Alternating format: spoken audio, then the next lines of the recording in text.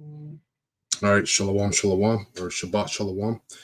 First and foremost, I want to start off this lesson by giving all praises and honor and glory to Yahweh, Bahashem, Yahweh Shai, Bahashem, Ruach Kadash.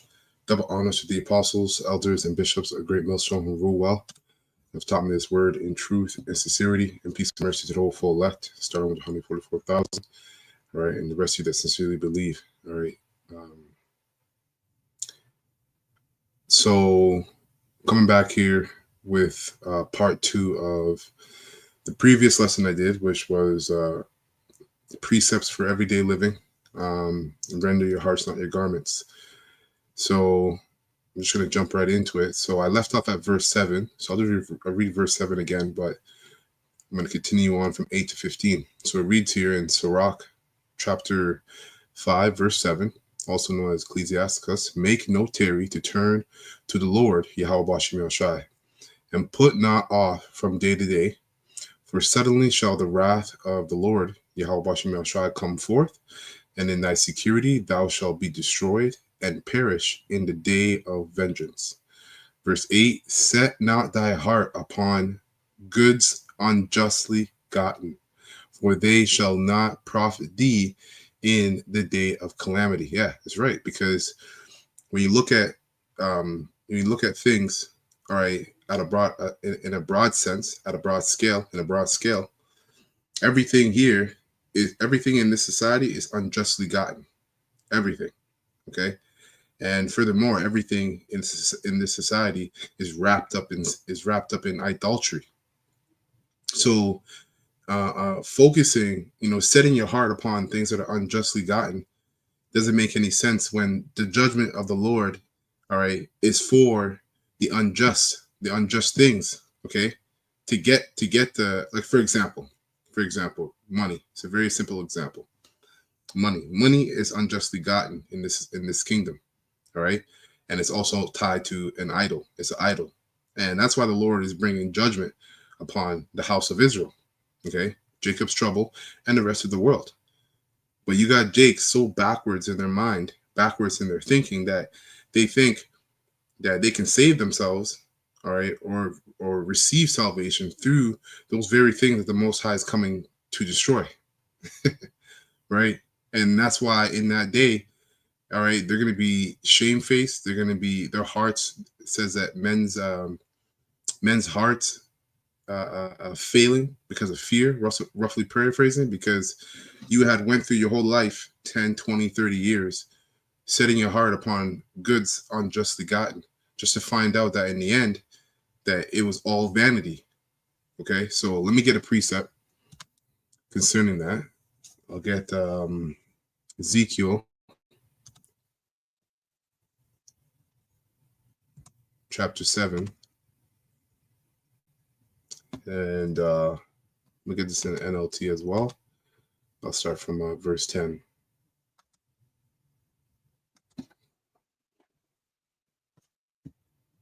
Okay, so Ezekiel chapter 7, verse 10 in the NLT, and it reads, the day of judgment is here. Your destruction awaits. These people's wickedness and pride have blossomed to a full flower, right?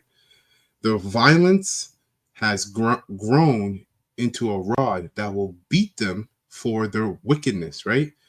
Setting your heart upon goods unjustly gotten. That's all their wickedness, okay? It says, none of these proud, and so much more, of course, okay? None of these proud and wicked people will survive. All their wealth and prestige, right? Their goods, right, that they set their heart upon, that were unjustly gotten, will be swept away. Because how did Jake, okay, let's start with Jake. How did they get the riches that they have? The celebrities of the nation of Israel. They got it through unjust means, right? Worshiping idols, doing,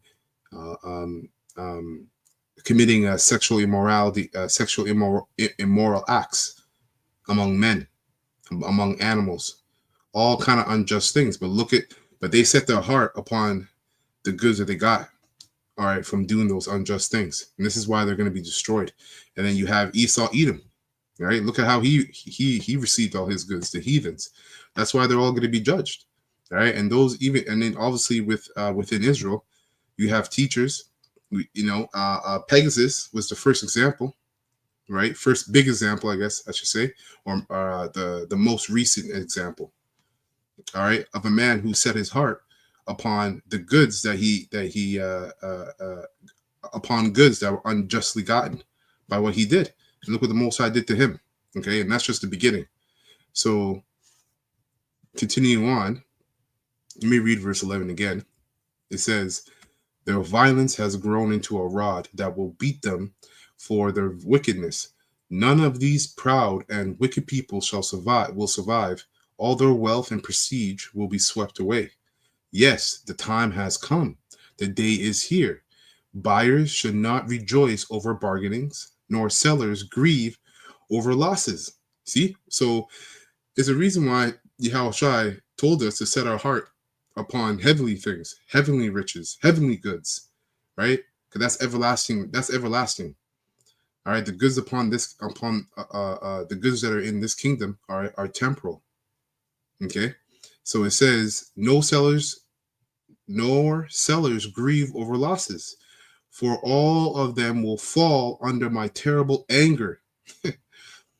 Even if the merchants survive, they will never return to their businesses. For what Yahweh Bashim Yahushua has said applies to everyone. It will not be changed. Not one person whose life is twisted by sin will ever recover. That's right. Straight, man. Will ever recover. Okay, so let's go back. Sirach, chapter 5, verse 7. It says, or verse 8. It says, set not thy heart upon goods unjustly gotten, for they shall not profit thee in the day of calamity. I just finished reading that. Right? So it says, verse 9, winnow not with every wind, and go not into every way, for so doeth the sinner that hath a double tongue. All right, let's get this in the GNT. Verse 9, it says, what was that, verse 9? Yeah.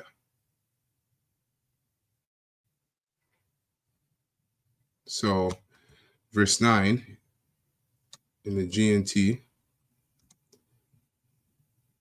it reads, Slacker, all these pop-ups. It says, verse 9 in the GNT, be certain about what you believe and consistent in what you say. Don't try to please everyone or agree with everything people say. And that's what a lot of our people don't understand, is that this thing is not about come all, come one. Okay? Or come as you are. You can't come as you are, because as we are in the world is dead. And this is about the living.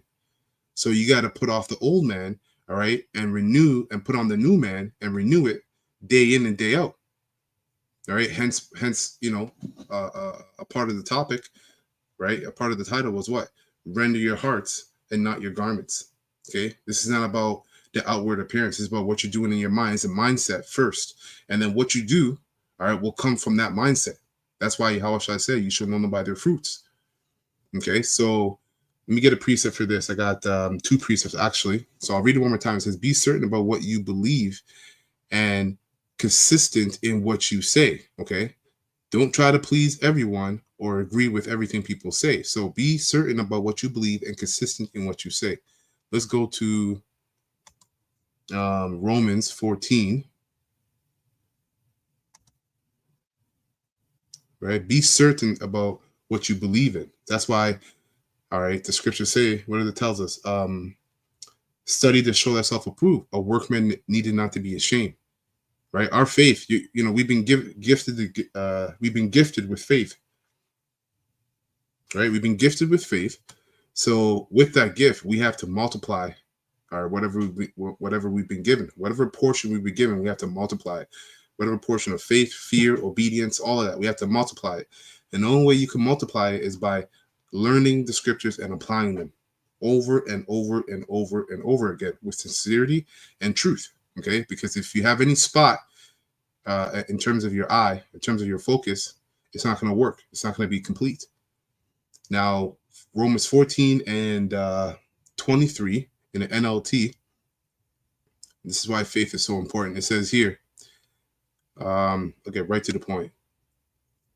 It says, but if you have any doubts about whether or not you should eat something, you are, and this is both literal and spiritual. You can look at it as a literal thing and spiritual. Because back then, when you go into the history, you had the shambles, right, which were butcher shops, and the newer believers were being, chastised and basically were worried within their faith as to whether they should eat there or not. So Paul was giving some advice to the Romans concerning those things, right? Because these were newer believers. So obviously you don't eat pork, right? But let's say, for example, a brother might not eat because they have what they have turkey bacon nowadays and chicken bacon. So a brother might not eat pork, but he might eat chicken bacon and turkey bacon. And another brother doesn't eat any of that stuff, right? So the brother who doesn't eat any of the pork, or whether it's chicken bacon or regular bacon, they would basically get on the brothers who they don't eat the pork, but they might eat the chicken bacon. I'm just giving a small example, right? So Paul was kind of ironing that situation out just by giving advice. So to get some context,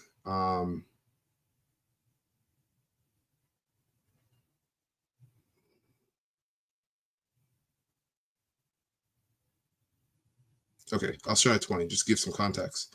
But like I said, this is literal, but you apply it spiritual as well. Verse 20 says, don't tear apart the work of Yahweh Shai over what you eat. Remember, all foods are acceptable. Now, this doesn't mean we can eat pork, crab, lobster, shrimp. No. Okay? Because we still have to keep the law to the best of our abilities.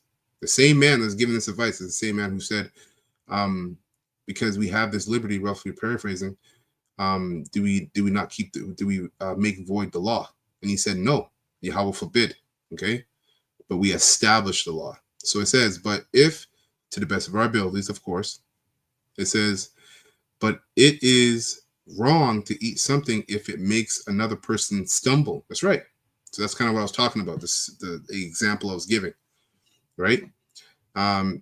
It is just like, for instance, if you drink, that's even a better example. If you're someone who drinks, you can handle your liquor, and another brother around you can't handle his liquor, okay, and he drinks, well, maybe he shouldn't be drinking. It's not for him, all right? So what you do as a leader and as a fellow brother, you got to watch how you conduct yourself around other brothers so you don't indirectly or directly make them stumble, okay? Because those are Yahushai's sheep. So it says, verse 21, it is better not to eat meat or drink wine or do anything else if it might cause another believer to stumble. That's right, right? Verse 22, you may believe there's nothing wrong with what you are doing, but keep it between yourself and Yahweh B'Shem El Shai. Okay? Blessed are those who don't feel guilty for doing something they have decided is right, showing how important faith is, right? And that decision has to be made under the confines of the scriptures, okay? Not based upon what you think, your own vain opinion. It has to be made within the confine of the scriptures, right? But showing you again how important faith is, because if it says those who don't feel guilty, blessed are those who don't feel guilty for doing something they have decided is right. So the Lord doesn't like a lukewarm or double-minded spirit. Verse 23, but if you have doubts about whether or not you should eat something, spiritually and literally, right? Information, you are sinning if you go ahead and do it. You go ahead and do it, right? If you're not sure, for example, if you get into the topic of, let's say, some topic in history, and in your spirit, your spirit's kind of tell you, not too sure you should go into it, and you go into it anyways, guess what? You can get caught up, okay? And if Most High don't have mercy on you, he's going to give you up to your lust, especially if you're being warned. So it says here, for you, I'll read it one more time, but if you have doubts about whether or not you should eat something, you are sinning if you go ahead and do it. for you are not following your convictions. You got to stay true to yourself. You got to be honest with yourself, all right, in sincerity and in truth and with faith. If you do anything you believe is not right, you are sinning. You see? So, of course, you're supposed to render the heart and not the garment. Okay? This is a spiritual thing, man. Before it's physical, it's spiritual. All right? So, when it said here in Sirach chapter 5, verse 9, the first part, be certain about what you believe and consistent in what you say. That's very important. You have to be certain about what you believe, and you also have to be consistent in it. So you got to show you believe it. That's how you be consistent. So with that being said, let's go to 1 Corinthians 15 and 57. Okay. It says, oh man. Okay, 1 Corinthians 15 and 57.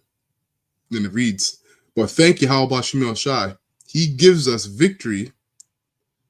Oh, let me actually get this in the King James, not in the NLT.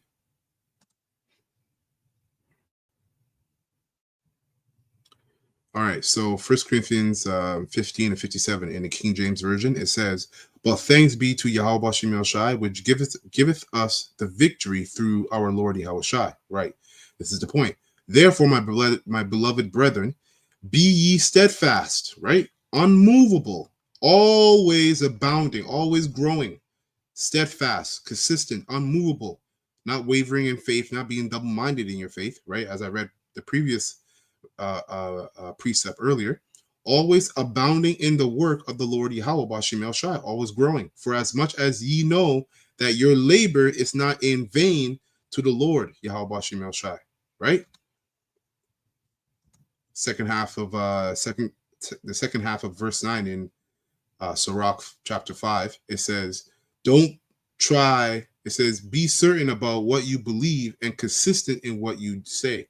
Don't try to please everyone or agree with everything people say. And that's why Yahweh said, wide is the gate. All right. Narrow is the way unto life, roughly paraphrasing. And broad is wide is the gate that leads to destruction. Okay. So let's continue on. Verse 10. I'll read verse 9 again in the King James. It says, winnow not with every wind, right? Every doctrine, right? Stay focused. And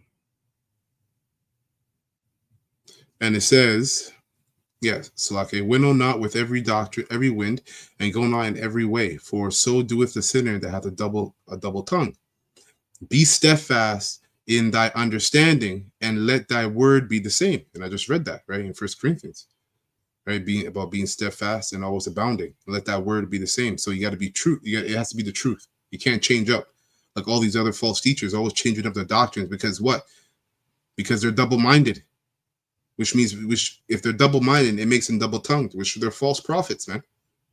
Okay, and they're doing that because it's all about it's all about following the next trend and making the quickest buck, right? So they gotta keep you on a rotisserie, so to speak. These pastors are keeping you simpletons, all right, on a rotisserie, so they keep making money off of you, all right. They keep you cooked mentally, so they keep making money off of you, man. You know, conscience being seared with a hot iron. Those of you that are of the elect, all right, will come out of that when the time, when the Most High says, suits it be. Okay. So verse 10 again says, be steadfast in thy understanding, and let thy word be the same. Be swift to hear, and let thy life be sincere, and with patience give answer. It says verse 12, if thou hast understanding, answer thy neighbor. If not, lay thy hand upon thy mouth. So in the GNT, let's go to the GNT and read that. It says verse 12 in the GNT, or verse 11. Always be ready to listen, but take your time in answering, right? Which what? It takes humility, right? To do that. Humility and patience. It says, answer only if you know what to say, and if you don't know, what to say, keep quiet. Okay. When you read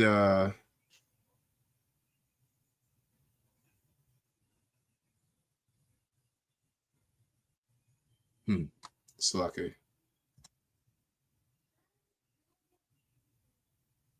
Right. So going back in the King James, I wanted to get the word sincere, right? So let's look up the word sincere. We already kind of know what that means, but I'm making a point here. At least we should know what that means already. Sincere. Because the scripture say what? It said, be swift to hear and let thy life be sincere. Yahushua told us this too. Okay. It says here, sincere, it says pure, right? And the definition I'm looking at here is unmixed, pure and unmixed. So if you're winnowing in every wind, guess what? Your doctrine is mixed, which means you can't live a sincere life if you have many doctrines in your mind. All right. If your mind's divided, you can't live a sincere life if your mind's divided, because your mind's divided. The word means to be pure. It says unmixed. Okay. Whole. Right. Clean. Yahushua talked about putting new wine into old bottles, and he also talked about sewing a piece of cloth. He talked about sewing two different pieces of fabrics and how it doesn't work out. Let me see if I can get that real quick.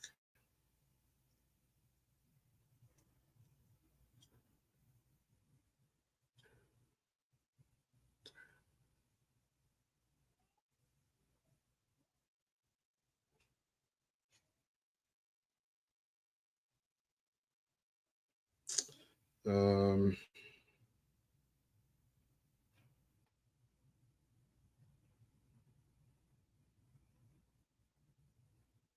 Hopefully this is the one. Bear with me. I want to see if I can find that.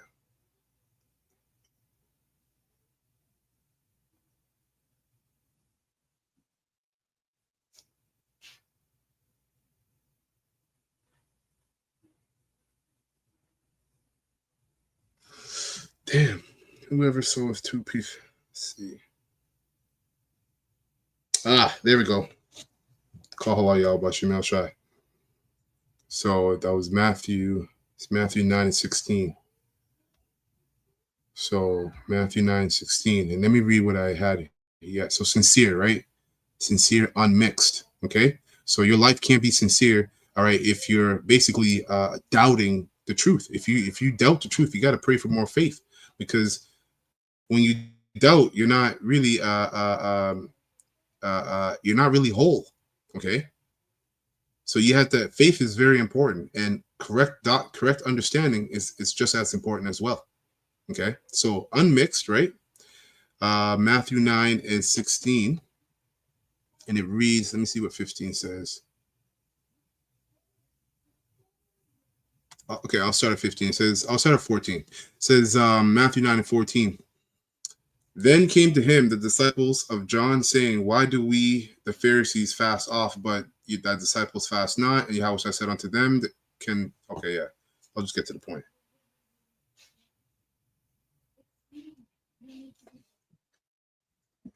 Sloppy, I'll get to the point here. So verse 16, it says, no man putteth a piece of new cloth onto an old garment. Okay. Those are two, that's mixed. Okay. For that which is put in to fill it up taketh from the garment, and the rent is made worse. Exactly. Okay. So this thing, to live a sincere life, we have to have a pure doctrine and pure understanding, an unmixed understanding of this truth. Okay. It says sound, right? A sound mind. Let's talk about that. So, and we got to be truthful. Another word here is truthful. So let's continue on here. Or did I have another precept I wanted to get? Yeah. Let me get this.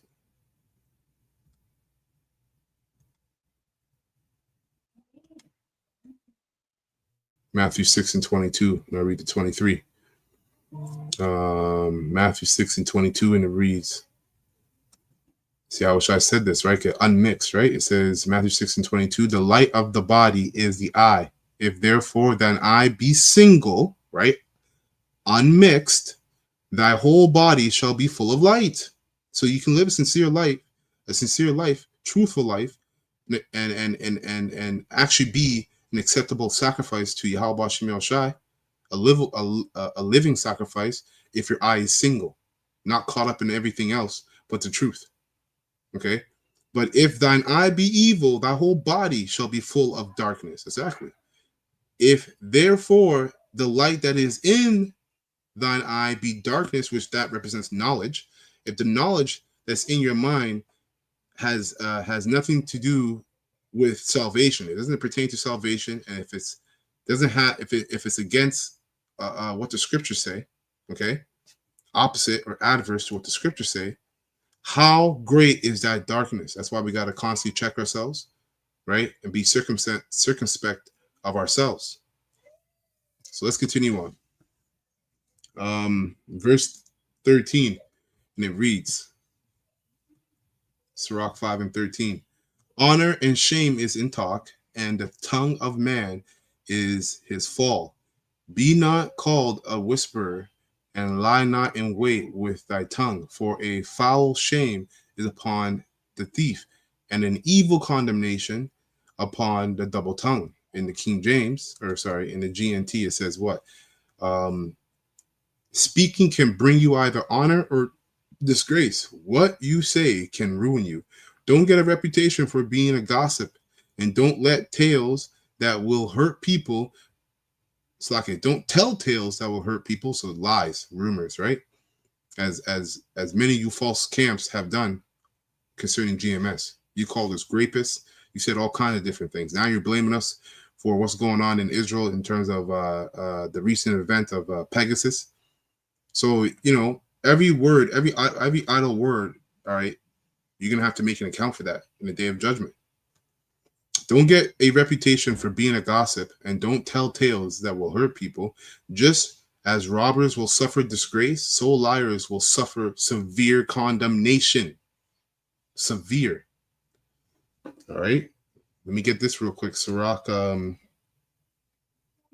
just get it here. So Sirach 32, because concerning the first point about let me read it. What did it say? It says, speaking can bring you either honor or disgrace. What you say can ruin you, right? So we got to control the tongue, right? We got to control the tongue.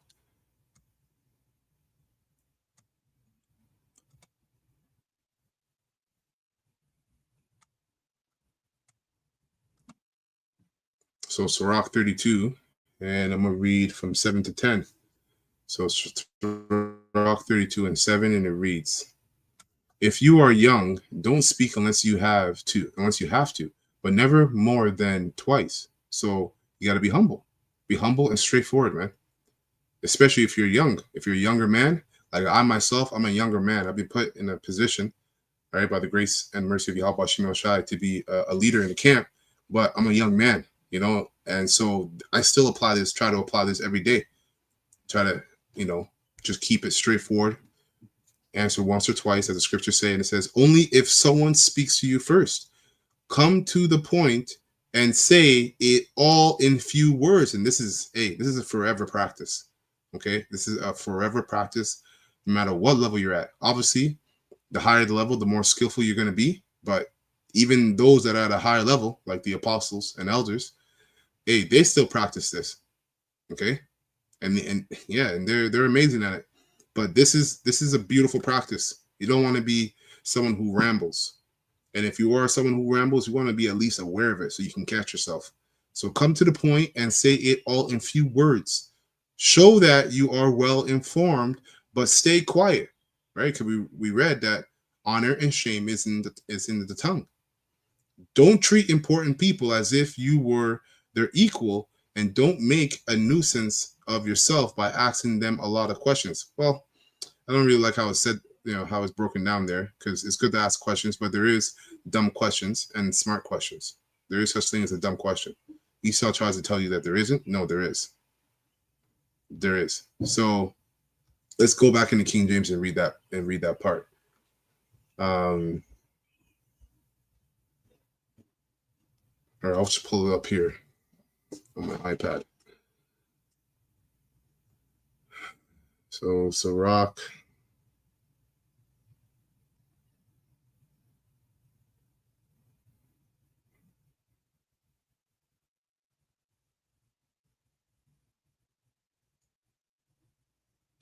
Sirach 32 and 7. It reads, "Speak, young men, if..." Or I'll just get to the point. What verse that I was reading? Yeah, I'll read verse 9. So I already read that. I'll read it anyways. Verse 7. "Speak, young men, if there be need of thee, yet scarcely when thou art asked twice.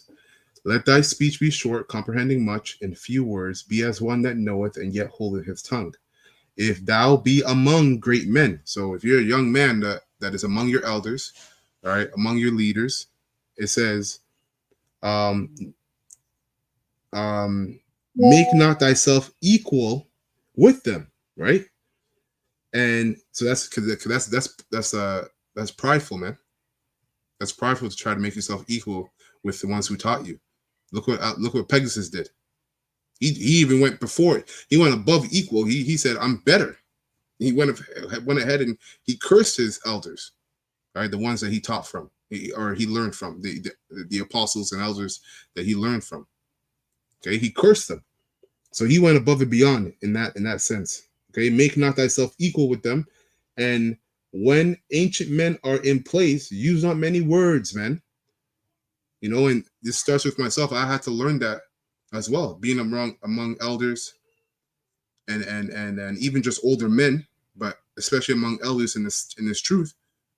Don't speak too much. You know, get to the point. You know, make sure it's clear and concise. But yet to remember, you're among men who already know what you know.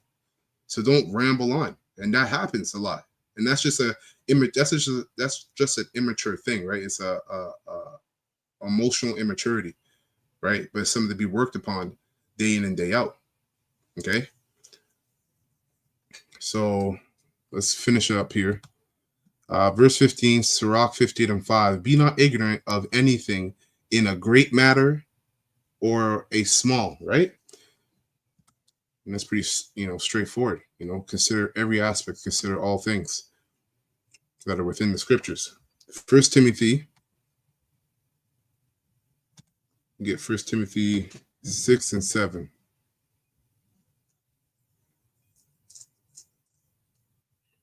First Timothy 6 and 7. And I'll read down to 9. It says, "For we brought nothing into this world, and it is certain we can carry nothing out. And having food and raiment, let us be therewith content," right?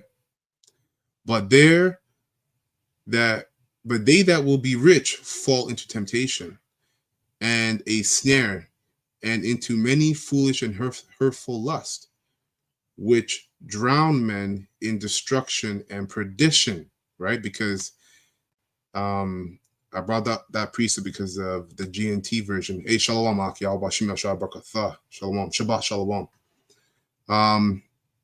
So I'll read that verse in the GNT.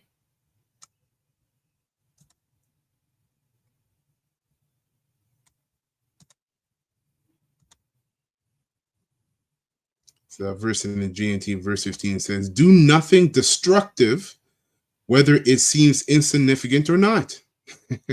So don't do anything destructive just because you think it's not really going to do anything. It's not that big of a deal. The scripture says what it says. Okay, be not ignorant of anything in a great or small matter. Don't do anything destructive, whether it seems insignificant or not. 1 Timothy 6 and 7, or verse 9. 1 Timothy 6 and 9. Or I'll start at 8. It says, "And having a good raiment, having food and raiment," right? Food and clothing, "let us be there with content." You have a place to rest your head. You can get to and from work or the grocery store or wherever you need to go. You have food for the day, and you have clothes on your back. Okay, that's what we need to be okay with, because our focus is just this truth. Our only mission and purpose to be on this planet is to push this truth, right? In the hopes that we might be saved, okay, and to glorify the name of Yahweh Shem El Shai when that day comes. Verse 9, but they that will be rich fall into temptation and a snare, right? So one small destructive decision can make you fall into a deep ditch that you might never ever come out of, okay? And into many foolish and hurtful lusts, right? Pegasus. that's what happened to him, right? Foolish and hurtful lust. Being pegged, that's a hurtful lust. God damn. Which drown men in destructive perdition. Destruction and perdition. Okay? Destruction and perdition, man. So that's it. All right. Don't want to make this long. Straight to the point. Yeah, man. Lord willing, this was edifying to the hopeful elect of the nation of Israel. This is part 2 of precepts for our everyday living. Okay. This whole chapter, you can go through it. You can always learn from it. So, anyways, with that, I'm going to close by giving all praises and honor and glory to Yahweh, Bahashim, Yahweh Shai, Bahashim, Rukakadash. Double honors to the apostles, elders, and bishops of Great Millstone who rule well. And have taught this word in truth and sincerity, and peace and mercy to the hopeful elect, starting with the 144,000, is pushing this word in truth and sincerity across the four corners of the earth, and the rest of you that sincerely believe. Shabbat Shalom, Ababa Bal, Kwama Shala, and Shabbat Shalom again to the hopeful elect.